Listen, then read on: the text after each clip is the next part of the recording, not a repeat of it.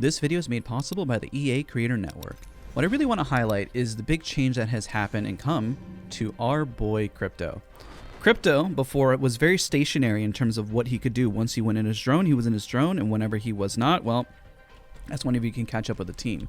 So this change may not seem like a very large one, but you'll see already in the crosshair, you'll notice a little green highlight. So if we use our tactical and we go ahead and put the drone out, it'll hit that edge knowing that that's where the drone will hit. You'll also notice a big highlight difference from where the drone is based on your UI that appears on screen. So I'm going to go ahead and recall the drone for a moment, and I want to highlight just as far in terms of distance of where the drone goes. So if I throw it up into the air, you'll notice at the distance, let's go ahead and ping it.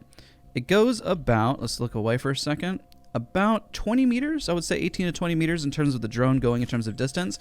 But what's really great about this, and I'm going to highlight in a match of control where you use the ultimate, or even scanning out, if you're running towards a fight and you want to go in, you can wall bounce and really have your drone and mobility still as you're moving around. I think a lot of people, when they first saw the patch notes, didn't really realize the amount of potential that this did have at your disposal, because it's easy to recall, kind of push forward. You can definitely wall bounce, then throw the drone out, and then bunny hop away as you're moving around, so you can definitely do a bit of movement tech that way.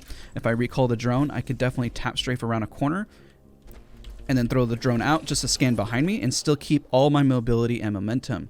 So if you need tips and tricks in terms of mobility when it comes to utilizing any of those, I have them in the course on my channel here. Just be sure to type in, how to wall bounce at a bunny hop. All of that information is available for you. But it's like throwing Lobo's bracelet whenever, let's say, you throw the drone out and you're just trying to bunny hop. Either you do it with the crouch or not, but it's a free scan. I saw a comment also listed that was pretty interesting, that somebody mentioned that Crypto, well, they're just going to destroy the drone. Well, the point is that they're going to destroy it regardless. The beauty now is that Crypto really has the ability to still move around and be engaged in the fight. So let's showcase that time real quick. I just want to highlight that for you guys, and I'm going to show a moment in control, because the beauty is that you can run away and get away or get into the fight a lot faster. So if you're throwing out the drone and then you want to take a shot and move into your weapon while the drone is out and take all that damage, you can definitely do so. Now, of course, if you have your ultimate, let's showcase how that works with the ultimate and coincides with it, which is where the beauty is. And then I'm going to commentate over some gameplay that I had to control, where you really can just throw the drone out, do your ultimate, and then just get away. It's much easier, much faster to do so. If you're throwing the drone out, and you threw your ultimate, you're already outside of the danger zone. Before, you could still go into the drone just to highlight and move it around, but the problem is when you had the drone before, it took that extra second to fly and move the drone. You can still get into the mode, so I really want to highlight that you still have this ability to do that, and to exit the drone, move it back. It's just eliminating that time that it takes to actually initiate the drone and providing Crypto the ability to catch up with his team to recall and move the drone how he sees fit. So you can go right back into it. So I'm going to highlight that here.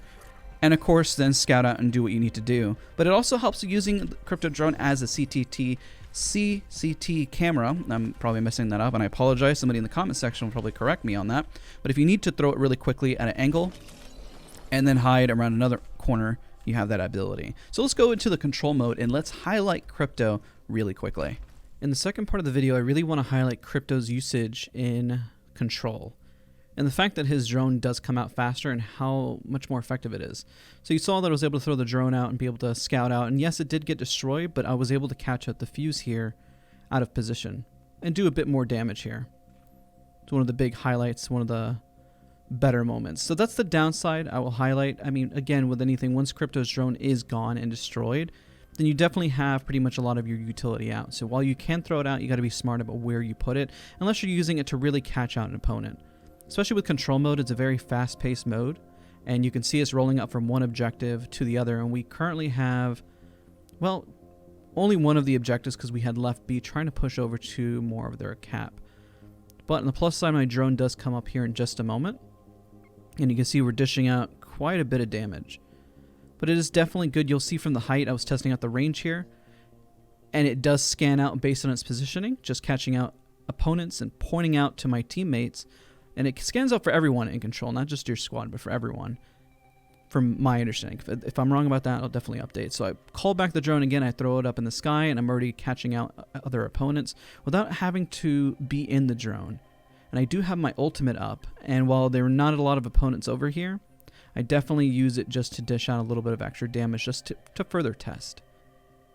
So in just a moment, you'll see I already recalled it. I'm going to throw the drone up. I already scanned him out. Through positioning, I back up. Because I already threw the drone out, it's very easy for me to get away out of sheer positioning.